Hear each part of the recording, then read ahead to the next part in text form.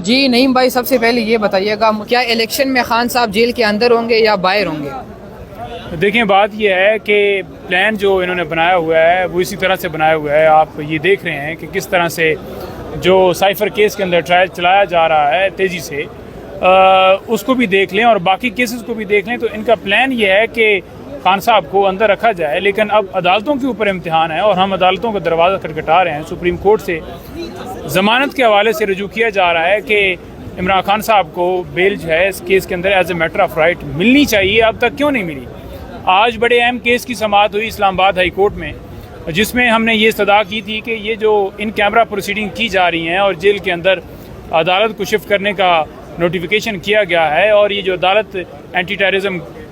Court जो है वो उसको कंस्टिट्यूट किया गया है, ये आइनी तौर पर जो है वो फेडरल गवर्नमेंट का किस तरह से जो नोटिफिकेशन ये लॉ मिनिस्ट्री ने किया है, इसके ऊपर कोई लीगल जो है वो जस्टिफिकेशन नहीं है, तो इसको कलअदम करार दिया जाए। तो आज अदालत जो है मुतमिन नज़र आई और अदालत को बताया गया कि फेडरल गवर्नमेंट का ये मतलब नहीं होता कि एक लॉ मिनिस्ट्री जो नोटिफिकेशन कर दे, इसमें चीफ साहब की भी जो है बाकायदा तौर पर अप्रूवल वो चाहिए होती है और ऐसा कोई प्रोसेस नहीं किया गया। ऐसा तो पूरे पाकिस्तान के अंदर फिर जितनी कोर्ट्स हैं तमाम को ही कोई लॉ मिनिस्ट्री जब मर्जी चाहेगी एक ऑर्डर करेगी और एक अदालत मुख्तस कर देगी। तो ये जो प्रोसेस किया जा रहा है, इन कैमरा प्रोसीडिंग की जा रही हैं, ये जो सारा मामला है इसको कलअदम करार दिया जाए। हमें उम्मीद है परसों के लिए ये केस एडजर्न हुआ है। केस के अंदर हर सूरत जो है वो स्टे होता हुआ इस तरह से नज़र आ रहा है कि आज भी अदालत ने कहा कि अगर आज आप केस यानी कि इस दूसरी तरफ से पेश हुए थे, सरकार की तरफ से उन्होंने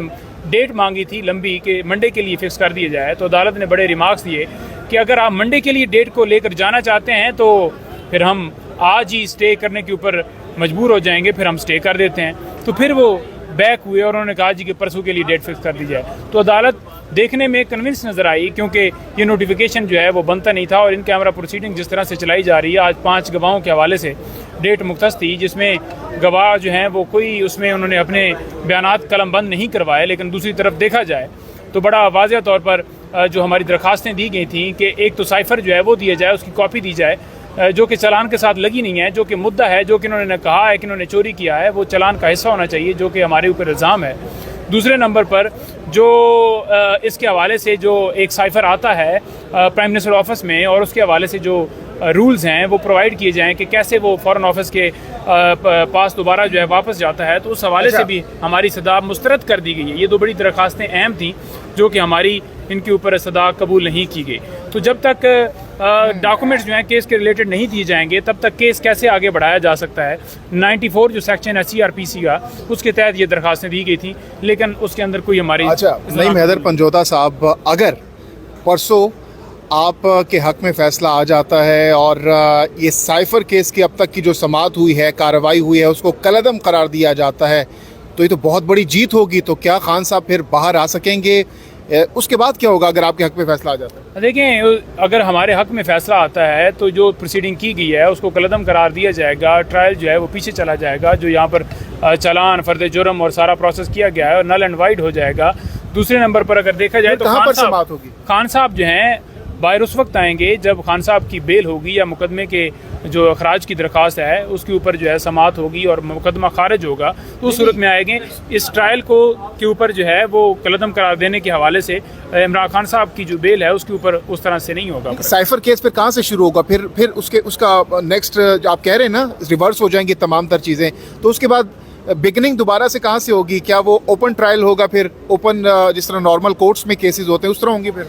देखें, ये तो मामला अब कोर्ट के सामने पेंडिंग है, कोर्ट डिसाइड करेगी कि कहाँ से ये शुरू किया जाता है। लेकिन देखना ये है कि एक अदालत कंस्टिट्यूट की गई है जो कि बिल्कुल गैर कानूनी तौर पर एक ऑर्डर किया गया है जिसको हमने कलअदम करार देने के लिए रजू किया था, तो उसके ऊपर अदालत के सामने ये मामला पेंडिंग है, अदालत देखेगी। जो कि आज वाज़ेह तौर पर रिमार्क से नज़र हमें आया है कि अदालत को समझ आ गई है कि वाकई ये नोटिफिकेशन नहीं किया जा सकता और फेडरल गवर्नमेंट के हवाले से बड़ा मुस्तफ़ा इम्पैक्ट केस वाज़ेह है जिसमें फेडरल गवर्नमेंट का मतलब ये है कि जो कैबिनेट कैबिनेट होती है उसको फेडरल यानी कि उसके अंदर बकाया तौर पर क्या ऐसी मंजूरी ली गई है, कैबिनेट के सामने ये मामला रखा गया है, तो ऐसा तो कोई जो है प्रोसेस फॉलो नहीं किया गया और एक नोटिफिकेशन के जरिए कैसे अदालत कंस्टिट्यूट की जा सकती है। नईम भाई, कुछ खबरें सोशल मीडिया के ऊपर गर्दिश कर रही है कि खान ने कुछ अपनी लीगल टीम में से कुछ लोगों को निकाला है और उसमें नईम हैदर पंजोता का नाम भी शामिल है, तो क्या इसमें कोई सदाकत है या कोई फेक खबरें? देखें, ये किसी की ख्वाहिश ज़रूर हो सकती है कि वो निकलें, लेकिन ऐसी बात जो है हकीकत पे मबनी नहीं है, क्योंकि इमरान खान साहब जो हैं अल्हम्दुलिल्लाह बहुत ज़्यादा एतबार करते हैं और उन्होंने तमाम जो जिस वक्त वो बाहर थे उन्होंने जो जिम्मेदारियाँ लगाई थी हमारी और वो ड्यूटियाँ हम निभा रहे हैं और अभी भी आपके सामने उनके हुक्म के ऊपर ही खड़े हैं और आपको वजाहत दे रहे हैं केसेस के हवाले से। गुजारिश ये है कि लीगल टीम में से किसी बंदे का नाम ड्रॉप नहीं हुआ। आपको पता है कि जिस तरह से क्रैकडाउन किया गया पीटीआई के ऊपर और लोगों को अगवा गिरफ्तारियों और सारा सिलसिला किया गया, तो ये एक दरार डालने के लिए कोशिश की जा रही है। कुछ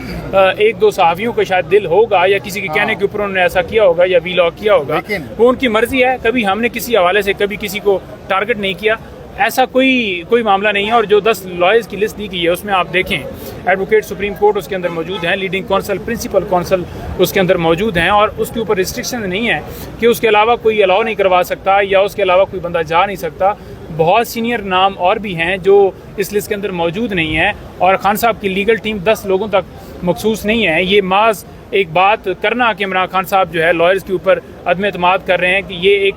एक सोची समझी साजिश है जो कि बिल्कुल नाकाम है और कभी उनकी नहीं होगी। लेकिन नईम हैदर पंजोता साहब बकौल आपके कि कुछ साफ़ी साजिश कर रहे हैं,